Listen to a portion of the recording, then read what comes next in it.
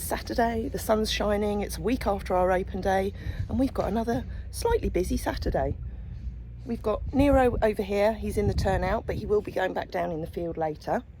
Up the top there is Annie, who's done a runner because she knows that I want to bath her. No, she hasn't, she just wanted to go and get some food, but she's going to be heading out in the carriage today. Yolanda, who is down here with Hol. There's Hol with Yolanda. Has got a session in our friendship barn booked today, so that's going to be really nice for her because I don't think anyone's ever booked her before. So she'll enjoy some extra loving and attention. We've got Frey over there who's just doing the finishing touches for the friendship barn to make sure that it's all nice and clean and ready. You like a mountain goat?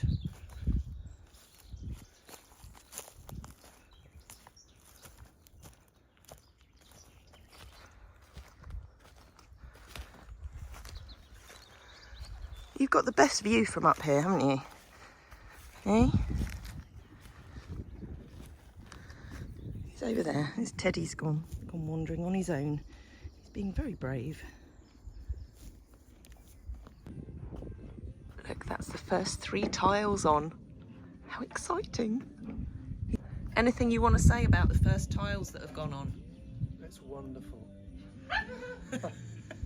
No, these are a bit complex because you've got to have a little bit underneath. Once you get going, like now, you think, well, I haven't done anything for 2 hours, but once you actually get going, you've got to just set it out, you know. So does that mean that this will be finished by the end of the day? No, but I could quite easily get a third on. Really? Yeah. Wow. So why are these more complicated? Well, each one of these has to have a little piece underneath here, look. Okay. Because so there's 2 layers of slate goes there, and if you have nothing there, the water will just go in. Oh, okay. And so what are these nails? How are these different from the nails that were in before? Well, they're galvanised for one thing. The thing is, when you're setting these out, every slate's a different, well, they're not all different lengths, but the holes are halfway up plus 2 inches. What, on every slate? On every slate, halfway up plus 2. So if it's a 26, it's 13, 14, 15 to there. But then the lats... It involves a lot of maths. But then the lats are less 2 and halve it. Yeah, I'm lost already. And there's half an inch, it sort of gives you half an inch for the nail of this to go above the next slate without hitting this. Okay. Once you know that, it's, you know, but then they're all different widths as well. Yeah. And when you get further up, obviously you haven't got slates that wide, so you have to put one in the middle of there and split them in half. So okay. So this is called diminishing courses, isn't it? Yeah. So the ones at the top will be smaller. Yeah. Yeah. Narrower. Okay. And obviously you've got to cover that. So you've got to put one in there, a small one there, one there, and one there, and then you can split it in half with the next one. Okay. Talk about pampering, Annie. Look, you got Frey on one side, painting your toes, Hol doing your bandages. I've been polishing your face. Are you ready for this drive? Annie, you're looking beautiful. This is what we've been building your fitness up for over the last couple of months. Hol's putting in the all-important plait. Would you like me to hold her? Look, she's trying to get to the carriage. She's ready to go, aren't you, Annie? There, I'll hold her. Oh, Frey, look how lovely you look. Go on, Frey, you have to give everyone a spin. No, oh, you've just missed the top button. Yeah, I can't think. Look, you're midway through plait and midway through dressing Frey. Yeah. Go on, give us a spin. Yeah, go on, Frey. And look at those boots. Loving the boots as well. Frey doesn't want to spin. No, that's fair enough. All ready to go. Looking good. So it's time to hitch in. So we always just pitch. That's it, Frey. You don't have to get it right in between because you never reverse your horse into the shafts. You get them lined up to it and then you always bring the carriage to your horse. So Annie, she's obviously an absolute pro at this. She's done this a million times before. And then you see there, Freya's just grabbing the shaft for a second while Tracy secures the carriage with the brake. And then Tracy gets the shaft.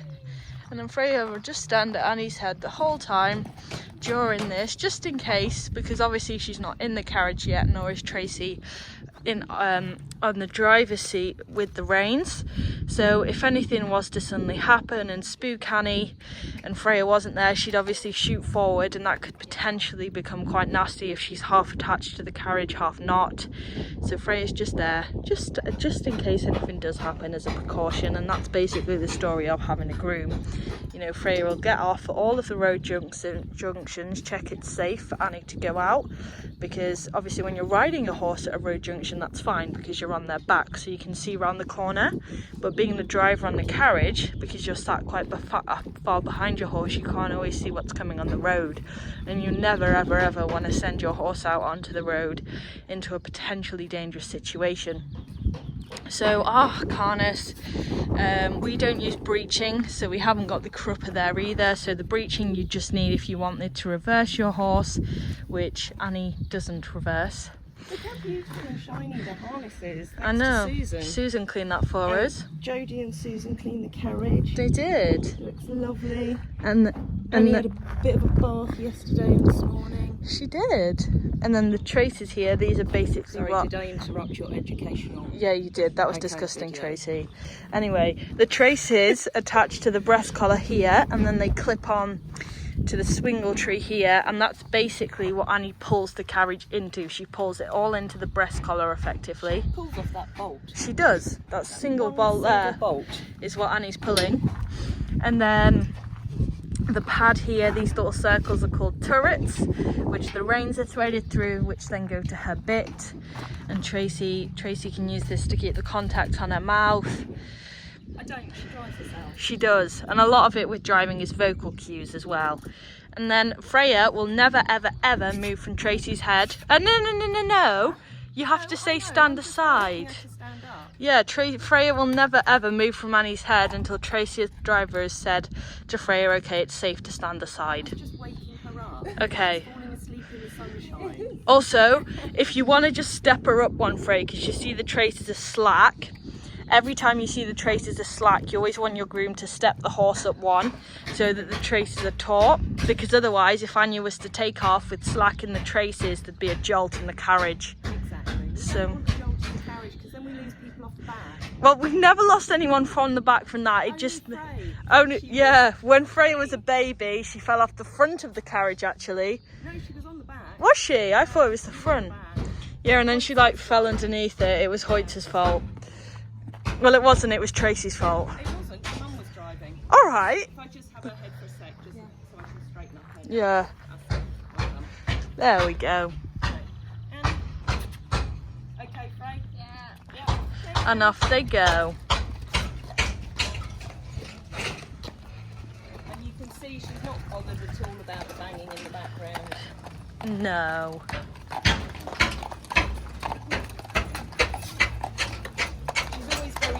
Going down the hill as well. I let her take her time because she has to coordinate herself. So it always takes us a little longer to get to the village. Or a lot longer. Yeah. You know, I think Drummy, our late driving stallion, he'd probably be there in a quarter of a time it took Annie. Yeah. He was. But that's what she's taught me, because for years I tried to make her sharper and quicker. But actually she just needs the time to coordinate everything. It's not Annie's style.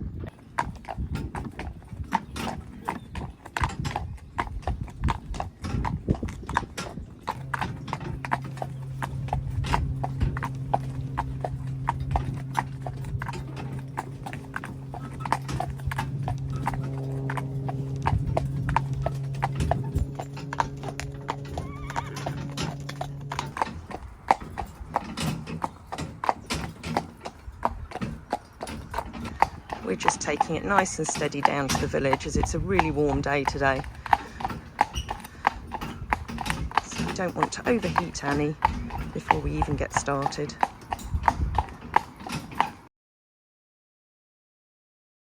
That's a little strange thing that you don't expect to see when you're coming up the road. They don't look like local sheep. And that one's got huge horns. No, I don't know where they're from. They're very lovely.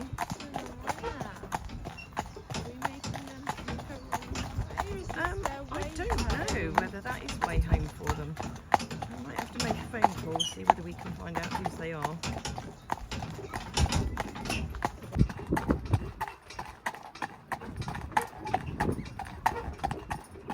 Annie's done really well, despite the heat.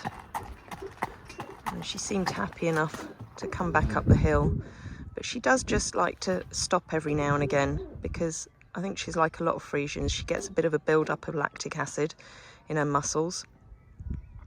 So I do generally let her do this every now and again. And she knows when she's ready to set off.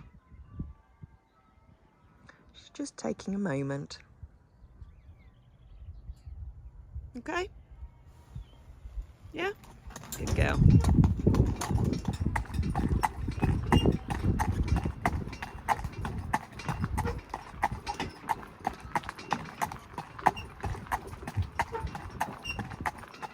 Isn't that lovely with the church bells?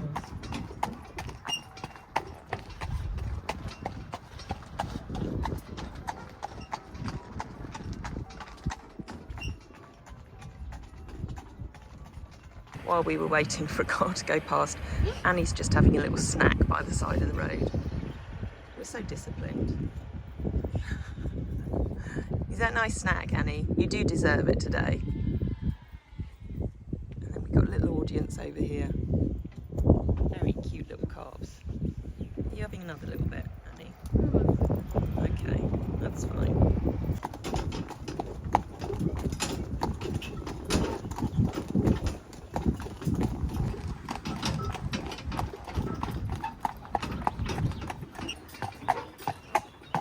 It's an interesting thing coming up the hill. We've just let Annie have a couple of stops. She's stopped herself. And, you know, in the past, I might have sort of pushed a horse through this, but because she's so intelligent and she knows what's right for her, I've just allowed her to stop, sort of compose herself, wait for that burning sensation in her muscles to settle down, and then let her go again. Because, you know, she wants to do it. And it's not her being naughty stopping, it's just her allowing her body to recover from the burn of pulling the carriage up the hill. You know, she's had a long drive today. It's hot.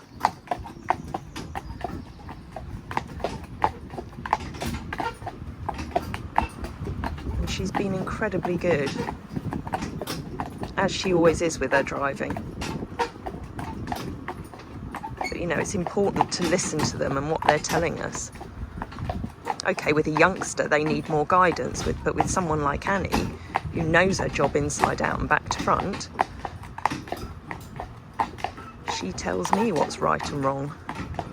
Back home, and this horse is an absolute legend, aren't you, Annie? She's brilliant. Aren't you, Anniekins? And Freya, you were awesome too. She gets another very well-deserved apple. Here we go, Annie. Say thank you to everyone who's donated apples. Very important part of your diet, isn't it, Annie? Don't drop it. Got it all? There you go. Now you can have a nice cold shower.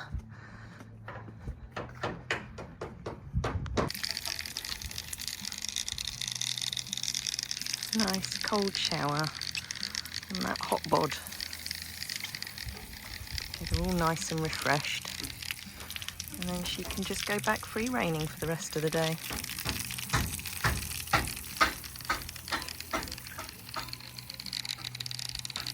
Look, Ruth, even Michael's having some of your Rocky Road cake.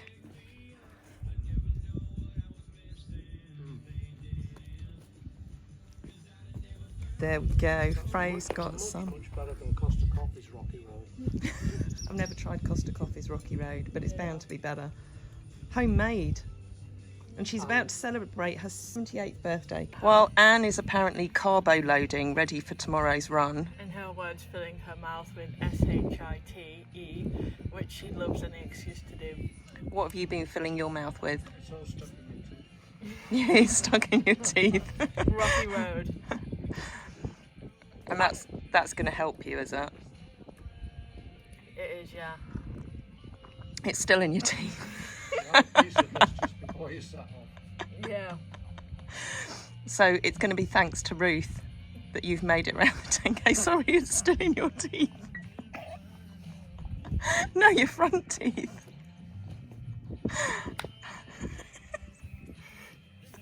Oh, you've upset Teddy Bear today. It wasn't me that upset him. It was, you know, it was the lovely people this morning that chose Yodel, which was really nice for Yodel, but Beebs didn't want to share. He didn't, and he was trying to get into the friendship barn.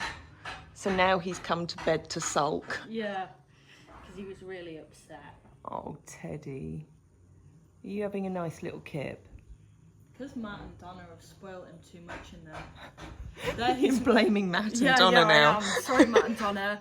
You know, you're going to have to show him a bit more tough love. Yeah, they're his most regular companions in the friendship barn. You just don't like to share it, do you, sweetheart? But he does have to share, because there are, 14 others here. Exactly. It's not all about Teddy. And Yodel had a lovely time, didn't did. she? And little Floppy Doo's in here, having a little snooze. I'm going to bring him out and just soothe his sarcoid area with a bit of water. Just give it a rinse off. Yeah. Then we're going to get your new rug on you today. Michael's still busy with the roof. That's looking fantastic with all those tiles on there.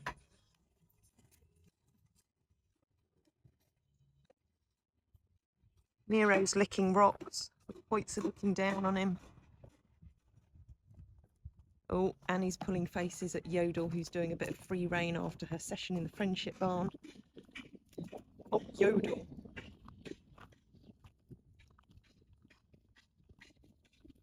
What have you been licking? You've been licking something that tastes funny.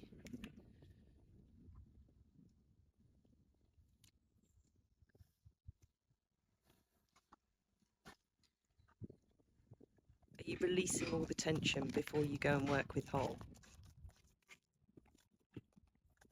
Yeah, this is Annie's territory up here, so you can't come and boss her down here. That thing where she was scraping her teeth on the gate comes from her mum, Femma, who used to do that all the time.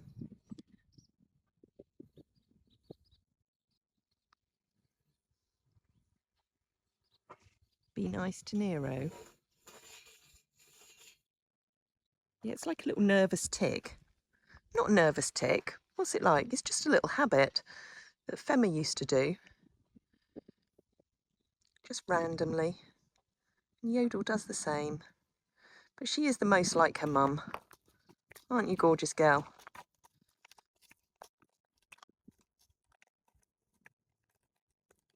I don't think Annie's going to share haylage with you.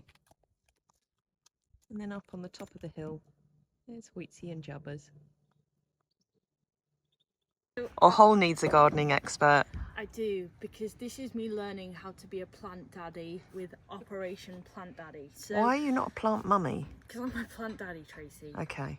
Ever since I've visited various places around the world, such as the Czech Republic and Croatia, I've always been fascinated about how they grow their own food. And I think, to be honest, as being here, it's criminal that none of us do grow our own food when we have space to do it. So Yeah, but the carrots would turn out really wonky because they'd grow around the rocks. I've decided to start growing my own. Now, the long-term goal would be to grow enough for all of us here, but this is just the experimental year where I'm trying to grow a few things. But the problem is, because I was worried I overpopulated my seed trays, because I thought, well, it's not like each individual tiny seed is going to grow. Turns out that looks like that is the case. So there was multiple tiny seeds in each seed tray, and now my vegetables have become a bit overpopulated. So this is my lettuce. Why have you not replanted them yet? Because Anyone would think you've been busy. That is actually disgusting, Tracy. Yeah. I have been a little preoccupied recently, so I'm going to do it Monday evening. This is After your run. kale. Yes. So you got kale, cucumber. Spring onions. Pak choy. Cucumber, which growing tall. Lettuce. I thought that was lettuce, I don't know. Carrots. Oh, I like the look of the carrots.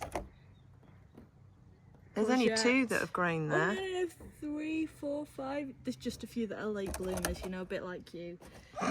Kale. I haven't bloomed yet. Oh. And the lid's blown off, but I think that's radish. Or maybe it's not radish, I don't know, but it's something sprouting now. We're going to have a feast at the end of the year. Yeah. Are you going to do us a veggie picnic? Maybe, but I want to, if there's any, I want to ferment some of it as well. Nice. Yeah. Well done. So what advice do you want from anybody? Just what do I do now?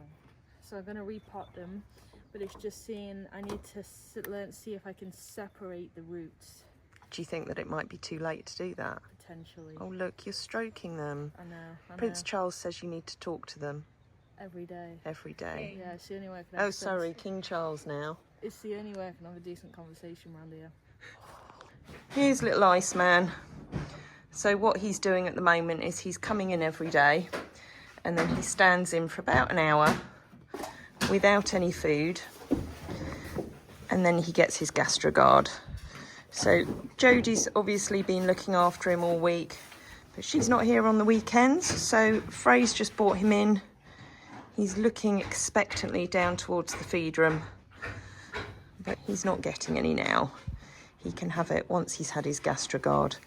So just looking at his tummy here, this is the area that I keep an eye on, because when there's tension, you can get the line forming here and you see the tummy tucking up quite badly.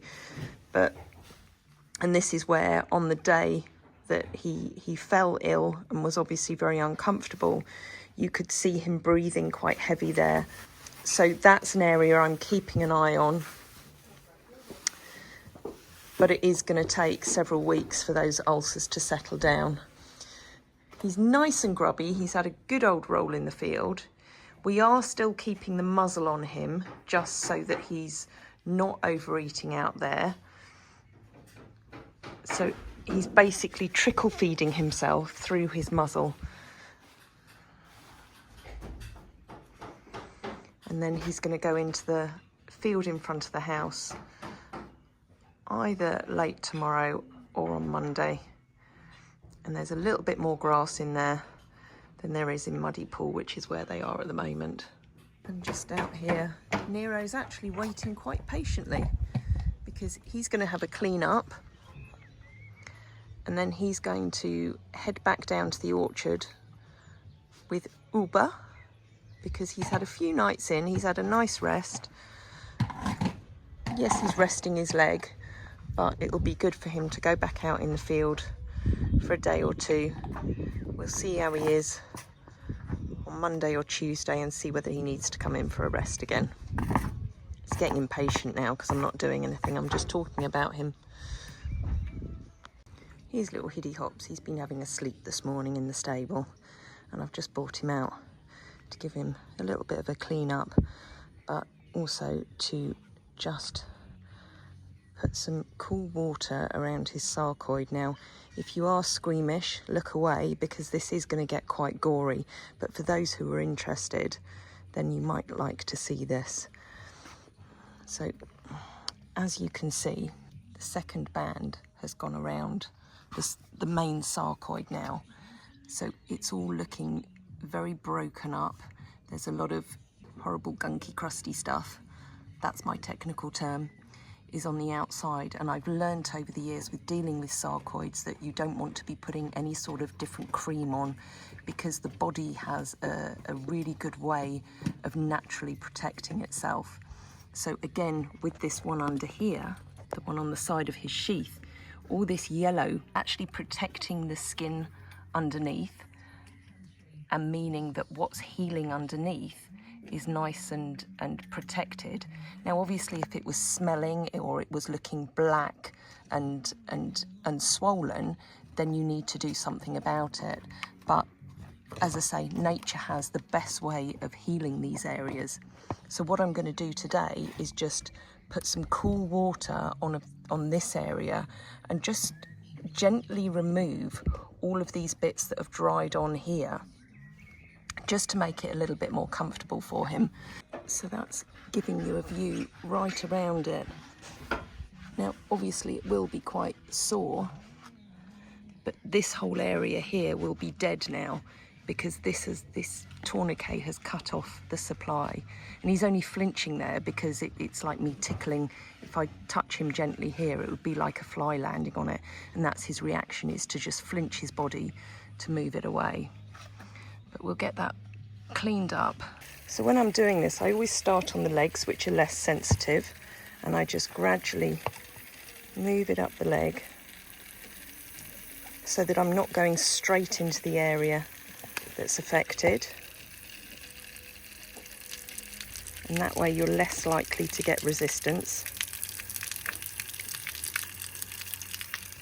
His little face. And then I'll just let the water run over it for a while, just to soften all of these areas, and then once they're loosened, they should just gently rub off. But I don't want to get too much around the tourniquet, because obviously that's where the Liverpool cream is, although it will have absorbed by now. If there's any left, we obviously don't want to wash it away. I've cleaned this up as much as I want to at this stage, but where the yellow serum that is helping it heal has leaked away round the side here, I've just removed the ones of those that weren't too tightly attached. A couple of these, the skin has burnt a little bit underneath, so I'm not going to remove those, but they'll naturally fall off over time. But that will have softened his skin a little bit, so it will make him a bit more comfortable for when he's walking around.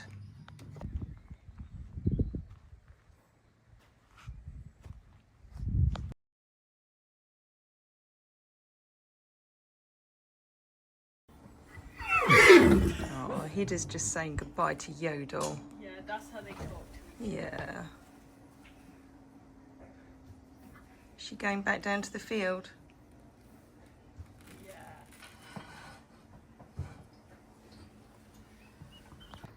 Nero's very keen to come back out, and Uber's marched down there with Frey, and he was trying to march after him.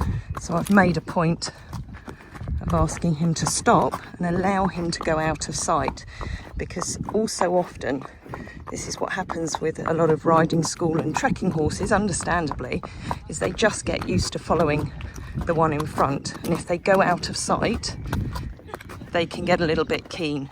So he's trying to chase after him, so I just every now and again send him back and ask him to stop and wait. Meanwhile we've got Hole behind with Prince, so just because he can sense Prince behind him as well, he's a little bit more forward. So rather than letting him drag me down there and go off at his own speed, I just make a point of just shaking the rope at him every now and again, because I still want him to walk on a loose rope, but he needs to do it within the space that I give him, as opposed to taking control of the situation. So even though Uber's over in the field there now, I'm going to just stop Nero and ask him to wait. Good boy. Go back one. Go back. Good lad. Okay. Good boy. Good. And there, he's a lot more relaxed now. So Uber in his nice new fly sheet, courtesy of Lisa.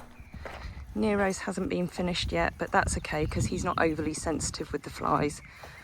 It should be around hopefully by the end of next week. The carrier pigeon has dropped this off today. So it says the black horses. So I should really probably be reading this to the black horses. There's two over here, one over there, one up there. There's black horses everywhere. It says, thank you very much with a cat on it for letting us. Thank you for letting us join you on your adventures. I am from Kendal and the landscape and the buildings are so familiar, even from in Grange, Lido. All the best, Janet L. Oh, isn't that lovely? Oh, and thank you, Janet. We've got £30 in here as well. Oh, that's so kind of you, It Janet. is. And I'm glad you're joining us. Yeah. Even if it's just from down the road, you need to come visit one day. You do come to our open day in August the 17th. Isn't that right, Hoppy? What do you think, Hidde? Do you want to see? Look at Hidde, it's a cat. Meow. Meow. Oh, the new muzzles arrived for Zhao. To be honest, I think Bailey needs it more to stop him eating ice cream this summer. Bailey, it really suits you, darling. It does. Everything suits me. Yeah. Do you want to tell everyone what happened today? Okay, the closest term I know for it is I was made redundant, but no, technically I'm no longer eligible for my job because it turns out you have to be 13 to work, and I'm 12. Which is really sad because So he was an illegal. he was an illegal. Yeah, you were illegal. Yeah. Unfortunately, Cheryl had to let you go. The problem was she's already ordered my uniform as well. Oh, that's such a shame. Do you think it will fit you next year? Probably not. No. No. Well, it might do if you wear the muzzle. That's amazing. Yeah, no ice cream. I can't say that. Because you've got to fit in your uniform next year. Get you on a fitness regime. Sorry. Before you go, are you ready for the big run with Anne tomorrow? Big run. I've got my dirty fries here. So they're not the healthiest food, but I like the taste of them, and I'm going to eat them with some salmon and a salad for the health benefits. Excellent. Well, listen, good luck tomorrow because I won't Thanks. see you when you set off. Disgusting. But I will be there at the end and I'll try and get some footage of you on the drone Excellent. if I can find you. What you going to be wearing? Thinking a bear costume. Several months ago, this crazy lady, Anne Hidde, came to me and asked whether she could run 10 miles around Derwent Water in the Lake District to raise funds for the sanctuary and these guys. What was I going to say? I wasn't going to say no. What an incredibly generous offer. This time tomorrow, she and Hull will have run 10 miles. Their original target was a couple of £100. They're already over £3,000. That's incredible. I hope that you will join me and Nero and Uber in wishing them the best of luck tomorrow. I believe that they're going to have beautiful weather and I know they're going to have so much fun.